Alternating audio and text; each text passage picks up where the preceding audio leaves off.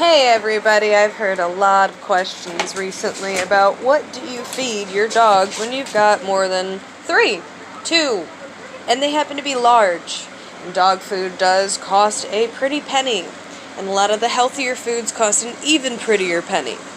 So how do we work with that? Because we are on a very tight budget. As you see, we have a very small space, and we will be moving shortly.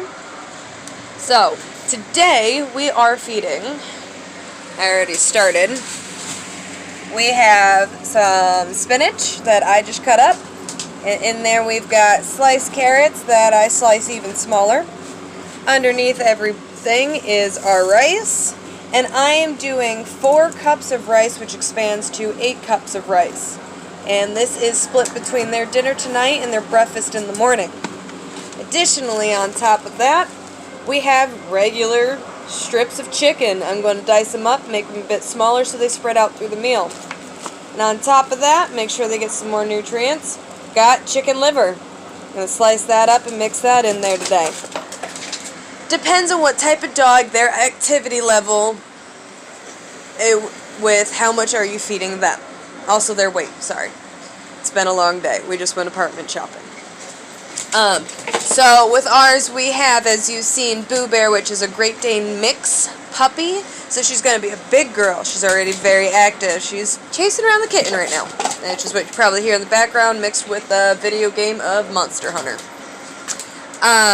So we've got Odin, who is 85 pounds. We've got to weigh him. He actually looks like he weighs a lot less. He's been on a diet since he tore his CCL.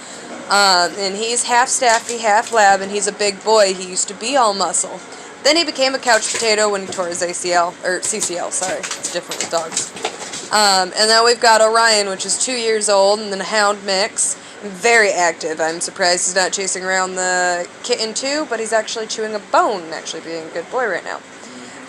So because we have to take into account all of these things, we take in their weight, what they're doing. So Odin's a couch potato. He doesn't need as much for his activity level.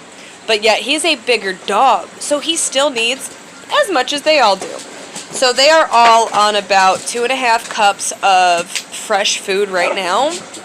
It will increase when Boo Bear gets bigger, and it will increase when our place gets bigger because all 3 of them are going to be able to be more active. So by the time we move, they should all be on 3 cups of fresh food every meal. And they each get 2 meals a day right now. They're getting morning and night. Boo Bear, being a puppy, actually leaves a bunch of hers, so she gets lunch, and then she leaves her dinner, so she gets a midnight snack. So she's feeding herself 4 times a day. She's doing really good, but I think as we showed in another video, she is on the puzzle bowl. One thing about the puzzle bowl that it's good for is when you have scarfers, they can't actually scarf. If you've got ones that scarf and vomit, this is one reason the puzzle bowl is really good for. It slows that down so that it's not as likely for them to do it. The other reason, even if you don't have a scarfer, it is always great for brain activity, stimulation, so that they're still constantly learning and doing more to get what's inside of there.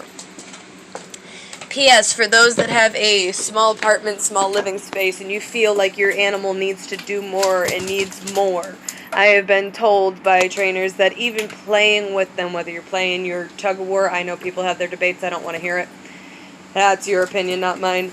Whether they're playing fetch in a little bit of hallway, as long as you're still doing something with them, it keeps that brain activity still going, so they're still learning. They're still getting enough stimulation, so they're still active. Even if it's in these little places, we still throw a ball in here when we can, when we move people out the way, we move our breakables up so that our dogs can actually have the free range that they need to, even though it's a tiny living space. Alright, that's all for now, so any questions about feeding, let me know. I don't know everything, and I will always state that, but I will share what I do know and what I have learned from my own experiences. And in case you don't know, I haven't been without a pet for longer than 6 months ever in my entire life. They are constant in my life. They are the number one, and I treat them as if they are my own children, and that's what I'm having. I ain't having children. They are enough at those times. Alright, take care. See y'all next time on Muddy Mutts. Don't forget to subscribe. I hate saying it, but we gotta.